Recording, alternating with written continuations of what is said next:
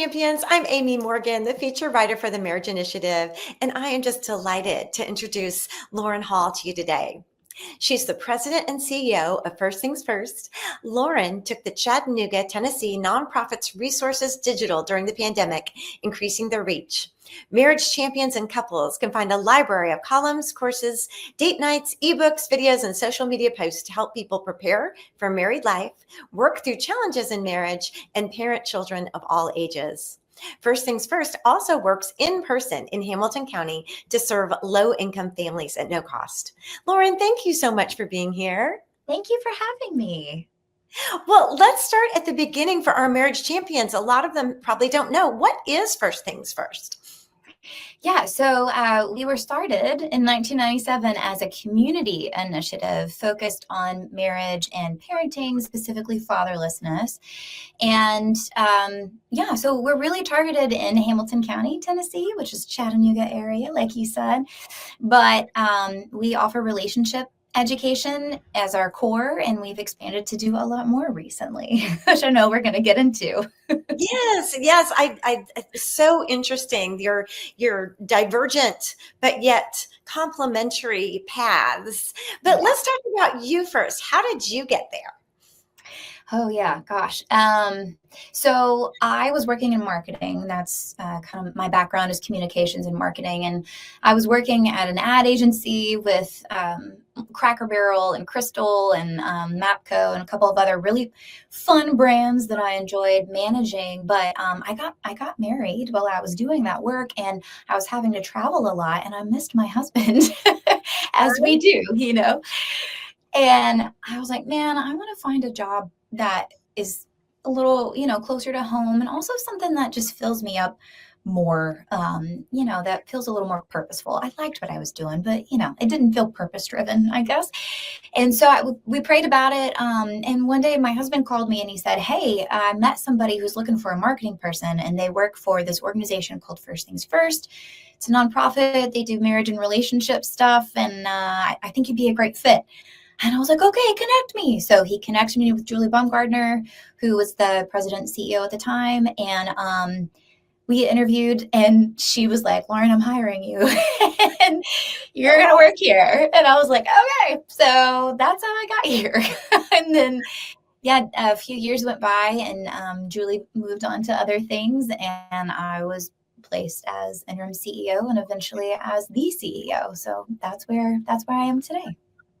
Well, and the interesting about First Things First, and maybe we could talk a little bit about how, it had kind of a before, and then it had pandemic, and now it has after. But maybe you could start with a little bit about what it looked like before, and then how you changed things, because the way you change things, taking everything digital, really pertains to our marriage champions. That's where they'll really actually directly interface with you, and then we can cast vision for what different communities can do, and maybe inspire some other people to replicate what you've been doing in Hamilton County.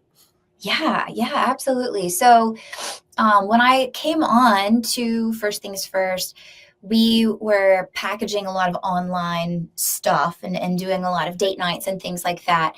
And we were really ramping it up when the pandemic hit in 2020. And it was like, oh, well, what's been ramped up, we need to just totally go full throttle, And so we, that first year, as with most people did, we pivoted in the pandemic and made everything digital. We started producing tons of blogs and did live digital date nights and courses, and just really beefed up our social media presence too, and started being really interactive with couples and asking a lot of questions about what they needed in their marriage and what was going on. And that's really what took us from being a local nonprofit, like a community initiative, to being a national and, dare I say, international reaching organization. And through that, we started having people, like 14 to 15 million people were visiting our website and using our resources annually, which is just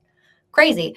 And the only thing we really changed was the format. We didn't spend more money on marketing or anything like that. We just changed our avenues. And so that was the big transition that happened. And then after the pandemic, when I really became CEO, one of the things that we looked at was who was using our resources and why was it valuable to them. And that's when we sent out a survey and found out a lot of the people who were using our resources were actually lower income. And the reason they liked it so much was because it was accessible to them and it was free.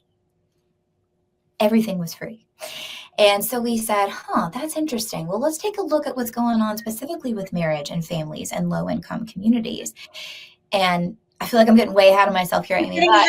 So before we start talking, because that is something so interesting, and you have such a passion for the low income couples and helping them. And I totally don't want to steal your thunder, but no. Do that. Let's talk about your online resources, because I do want our marriage champions to understand how they could avail themselves or the people that they mentor or help with your resources, because they are so robust and they are so valuable. You have some great date nights packaged. So let's start with the date nights and then talk about your courses. On it. Okay. Yeah, I'll just keep going. Thanks. You got to pull me in. So near to your heart. So it is. It's just where we are. So our date nights. Yes, we have a whole date night page. If you go to our website, we have a whole marriage section. And it's really divided out in ebooks, courses, date nights. And in those date nights, we try to be really intentional about not only providing a fun exercise or experience for the couples to do, but walking away with a download where they can ask questions and really open up the door to a deeper intimacy and deeper connection. So that's level one. And level two. I want to just throw in a little comment about how needed that is and how valuable I think our marriage champions are going to find. Just last week, I was traveling and I was in the airport, and sitting next to me was this darling little 27-year-old guy FaceTiming his 3-year-old. No. And he was so sweet and so cute, and his little son, Daddy, want to whistle you. It just was darling. And and of course I had to talk to him.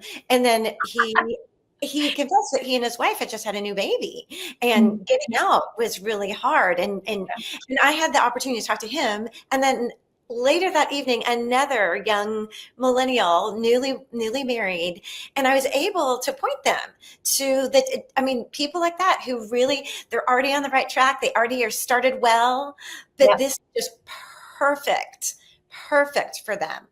Yeah, so, absolutely. Yeah, that's a really good point. And it was created for those couples. I mean, and one of the biggest feedbacks, actually, we just finished, hey, this is new and fresh. We just finished our survey for our Preparing for Marriage course. Yes. And our Maximize Your Marriage course, which is also totally online and available for free. Couples can do it on their own time. They could do it while one of them's traveling and one of them's home, or whatever that looks like. But one of the biggest pieces of feedback that we got from both of those courses was that it was flexible and they could do it on their own time, and they didn't have to go somewhere, and they had small children, a lot of them. And so they would put the kids to bed, and then they would, cuddle up on the couch, and instead of watching Netflix, they would work on their marriage, which I was like, yes, that's what we want. Good for you. Yeah. So well, yes. I'm glad that you mentioned that, the pre-marriage class, because another friend at the gym, she's getting married, but her husband's about to separate from the military, and so they're not in the same place. Yes. She wanted premarital, a pre-marriage program, and I was able to point. So let's talk about that one, and then that one and your marriage course. They're similar format, but I really liked the email access. So you say it in your words. Tell us about those courses. Yes. So yeah, you sign up for that course, and it's totally free. But once you sign up, you and your spouse, you get separate access. So if you want to do it together, you can. But if you're apart, like someone's gone in the military, we had a lot of people in the military use it, you can. So you don't have to be together, or a traveling spouse, and you can stay connected. And the questions and the way that you can interact with each other allow you to answer, at a later time, or just send it to each other. And one of the biggest things that we did in creating those courses was we surveyed, we're really into surveying and asking specific groups of people, what are you struggling with? So to your point, young millennial families, newly married with young kids, or, maybe they're a little bit older, they have older kids. Like, what are the issues going on in your relationship? And that's really what we focused on, and try to give them space to talk about it, different perspectives, and just really connect in some of those difficult topics that maybe they've never talked about or they don't know how to talk about. Yeah, or things that, there are kind of the big things to talk about before marriage, the Yes. usual things. But Mhm. so many couples don't. And Yeah. the prenatal class, at both classes, you have kind of a facilitator couple, right? That Yes. gives an introductory video and presents the information. But the part that I thought was so interesting is that those taking the course can have email access to them. So talk Mm. about that. I've never heard of an online course that really has that component. Yeah, man, you're right. I forgot. Is that crazy that I forgot that that was there? Because I'm one of the people and I get emails all the time, but I guess, yeah. So for preparing for marriage, it's Reggie and I, in particular. Reggie is another one of our relationship facilitators. And yeah, I mean, we say throughout the course, and then when you have access to it, you can contact us for any questions you may have or something that you struggle with while you're talking. And we'll meet via Zoom or in person if you're local, and do one-on-one coaching. Because one of the things, and for Maximize, it's our facilitators Gina and Chris Owenby. So we do the same thing. We say, if you need anything, contact us directly. Yeah. Reggie is a certified relationship coach. Gina is also a certified relationship coach. And so we wanted to make sure that through these courses, if people are having difficult conversations, it doesn't get too out of hand for them, and if something happens, that they do know there's someone else they can call, and we're more than willing to walk through it with them. So A yeah. real life experienced trained person.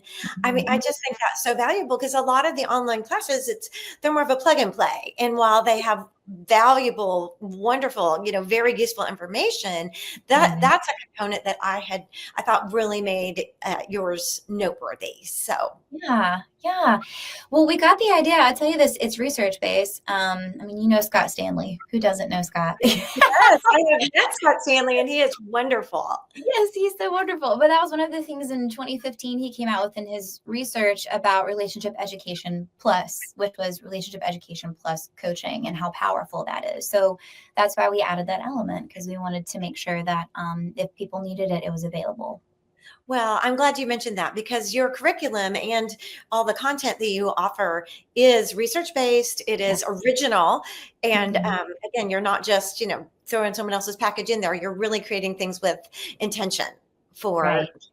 for the people that your audience is. So Yes, and we evaluate it thoroughly. We have a full-time program evaluator on staff who surveys every participant and interviews every participant. So we love feedback. yeah. Well, and now since you've started with that and since you've been there, you've first things first has grown. You have a Yes. staff now. Hmm. We do. Yeah. We have 11 employees full-time, and we have 4 contract employees. And yeah, we're looking to hire more. We have 2 spots available currently. So if you know of anybody. But yeah, we've been growing a lot. Well, and one of the ways that you're growing now that Mhm. we already did some foreshadowing, is you're in person because you had feedback that your county needed you. And Yes. so tell me all about what is the marriage desert? What did you find? And then we want to hear all about how all the ways you're working against that. Yeah, locally. Yeah. So yes, marriage desert. A marriage desert is a place where people aren't married. So it is a desert for marriages. In low income communities, there's typically, and this is a national statistic, but it held true locally for us, that 20% of families who live at the poverty level or below are married, which means 80% are not. A large portion of them are single parents. And another thing that research shows, and is true for where we live, is that those marriage deserts are cyclical. So if you have a mom and dad who are never married, it's likely that you're also never going to get married. So we said, okay, how do we approach this, and what do we do about that? And that's where we started some of our marriage courses, where we work with couples. Some of them are married, A lot of them are not. A lot of them are just seriously committed. But one of the things that we're trying to look at and really trying to help improve is showing people, individuals, couples who grew up not knowing what a healthy marriage looked like or not knowing what a healthy relationship looked like, that it is possible to have one and they can do it. And a couple of the other barriers that come with the marriage desert is, geographic. Sometimes there's boundaries just around different communities. And then there's also the financial aspect. A lot of people, I know we talked about this a little bit before, but if you grew up in a home where you didn't um, have parents who were married and one of those parents were living with government assistance or assistance of some sort, if you got married, it can actually take that assistance away. And so it feels like a negative thing to get married.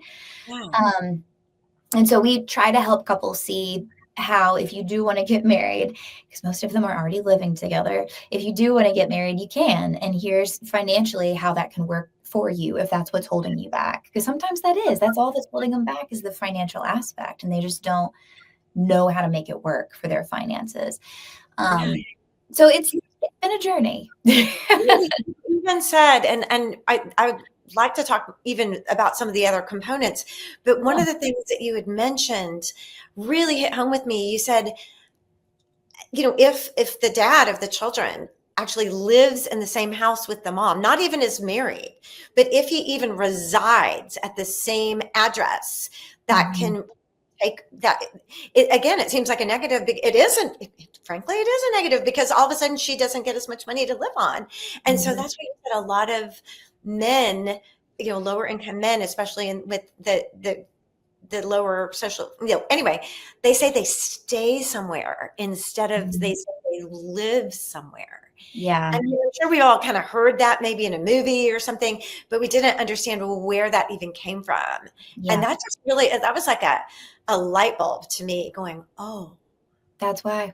Yeah. Wow. That is a real barrier that's a governmental barrier to marriage. It is.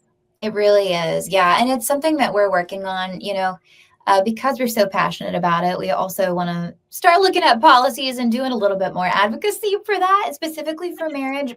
We're not there yet, but that's one of our hopes and dreams. So, yeah.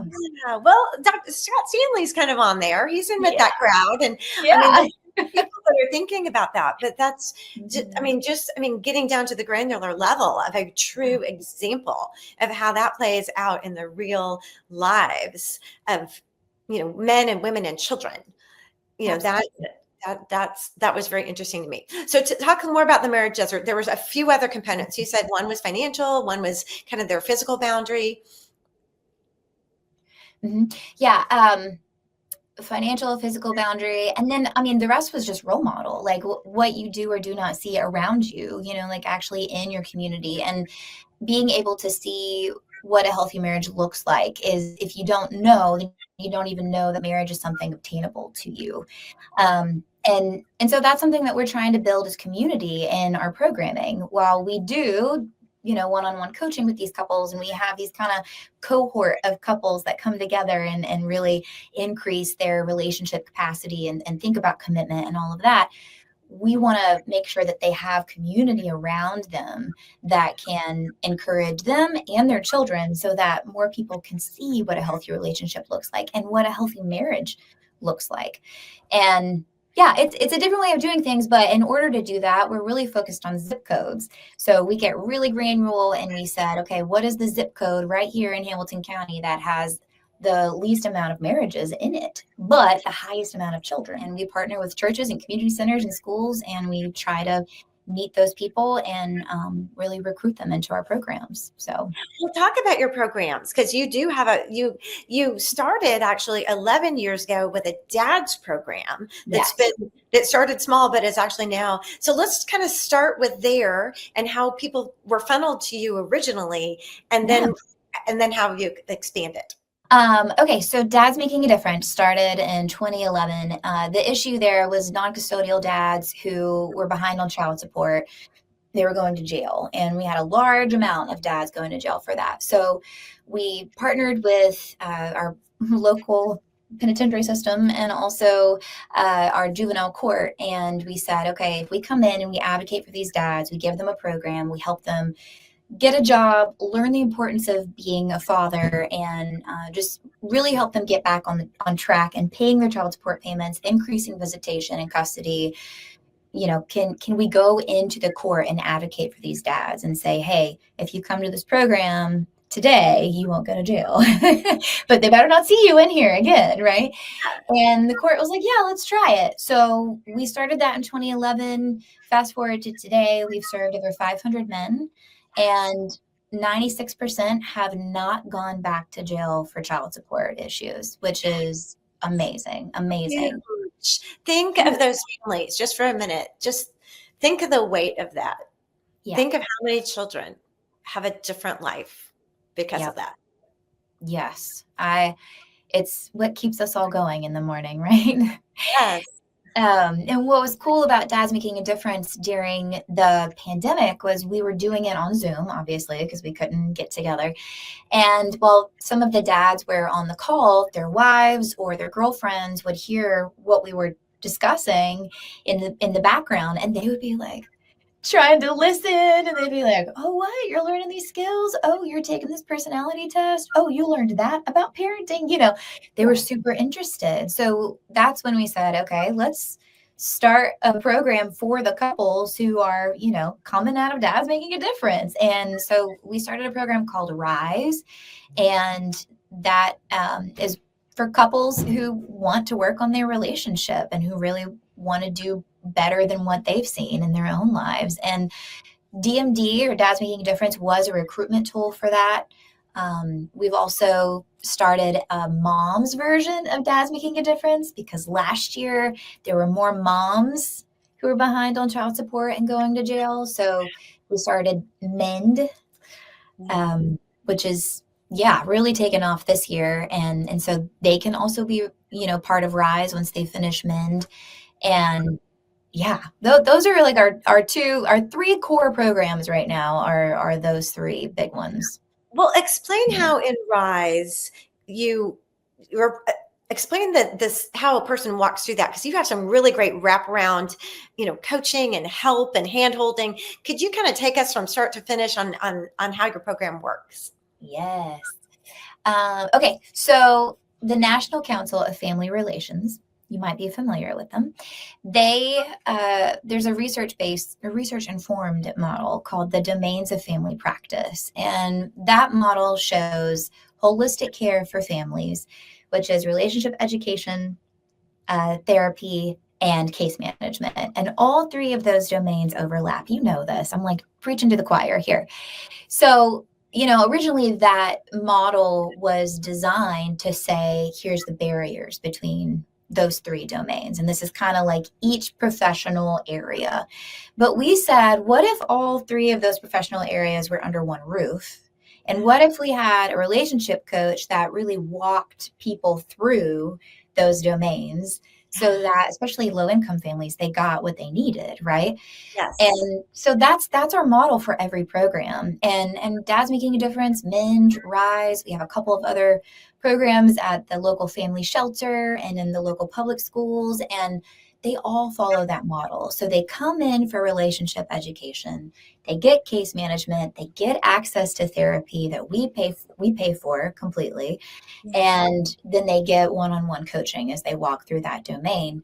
And it's a lot to juggle, it's a lot to manage, but it's very effective. And that's kind of the gist. Like we all follow that model. We call it the First Things First ecosystem. And we reached out to the National Council of Family Relations and told them that we were using this. And we were like, do you know anybody else who's using it in this way? And they said, no, but we want to see you try. So Explain to our marriage champions, because they might know, we're using some big words and big concepts, case management. And explain what case management is and why you start there and how that makes a difference. And then I want you to talk about your relationship education and how that points you to the therapist and how they all fully, because again, I think this is really aspirational. I think some of our marriage champions who watch this are probably going, oh, I'm interested. So can you help break down the big words? Absolutely. Okay. So case management, first and foremost, is just, are their basic needs met? Do they have a house? Do they have a job? Do they have food on the table? A lot of times it's like, do they have things like furniture and clothes, and making sure that they're stable in some way. Once they're there, if they're not there, there's no point in teaching them relationship education. Right. They're It's just thinking about survival. That's, yeah. right. Yeah, you can't obtain new information when you're in survival mode. You just, in that way. So we get them stable first before we start relationship education. Sometimes people come in and they are stable, and that's fine. We start with relationship education. But if they're not, we have that net there for them. And then once we do the skill building and the relationship education programmatic piece, we also do coaching. So some of our programs, actually all of them now, we'll do a coaching session to bring someone in and get to know them. And then they do like 3 sessions in a large group with relationship education. And then they'll do another coaching session to see, hey, did you learn these skills? Are you implementing these skills? How's it going? How do you feel about this? And then they do more relationship education. So we try to do coaching intermittent in a program so that we make sure that people are really getting it and they're really utilizing those skills, and there's nothing that's holding them back. And through those coaching sessions, that's when we're able to say, coaching is architecture, right? But sometimes people need a little bit of archaeology, which is what therapy is.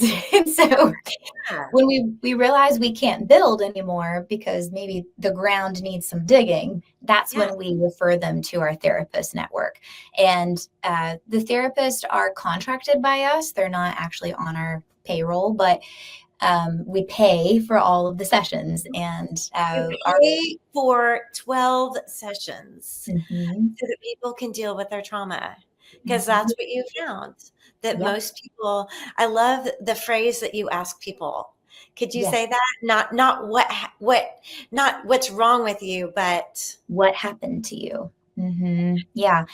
Because a lot of times, some of the things we saw, and this, anybody watching this has probably experienced it. Sometimes couples come in and they learn these skills and they're so excited that they learned it, but then they leave the room and they go back to their daily lives and they go right back to where they were. It's right back into the old habits or, the lack of communication or whatever that is. And we had a couple one time who, in a coaching session, they were like, what's wrong with you? They were saying that to each other. They were like, this. We've talked about this. What's wrong with you? Why can't you do this?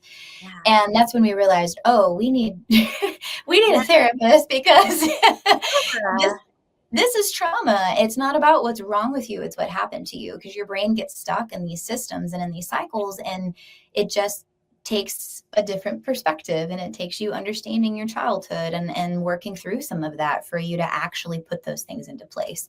And when we're focusing with low income families specifically, that's a lot more common. And they don't have access to the therapy. And it's not, honestly, a lot of times it's not accepted in their community. So this is a really smooth and easy way that you help them just transition right there. It's like the next step. It's just right there, and it's paid for. And then they come back to their coach, and you've just removed so many obstacles. I just think, first things first, that the model is just so smart and interesting. Thank you. Yeah, we think so too. We're trying. We love it. We believe in it. And in a lot of ways, it's trial by fire a little bit. But to your point, we've really looked at what the obstacles are and tried to provide those safety nets and those support systems so that families can thrive. And those marriage deserts will find an oasis. That's what we're trying to do. So. Oh, and I just love that. And that's so interesting. Again, how you have the one thing that our marriage champions could really, find themselves right there with using your online things, or even, recommending your date nights, which I've already done many a time. Thank you. Or just being aspirational and even looking around the community and saying, is there any organization that could use these these resources and add that to their wraparound holistic way. Oh, Lauren, this is just so interesting and so hopeful. It has just been so great talking to you. Thank you so much for being here. Nice. Absolutely. Thank you for having me and for doing this interview. Aw. Well, Marriage Champions, as always, if you'd like to learn more about Lauren and her work at First Things First, you can always find us at marriageinitiative.org or marriageresources.org.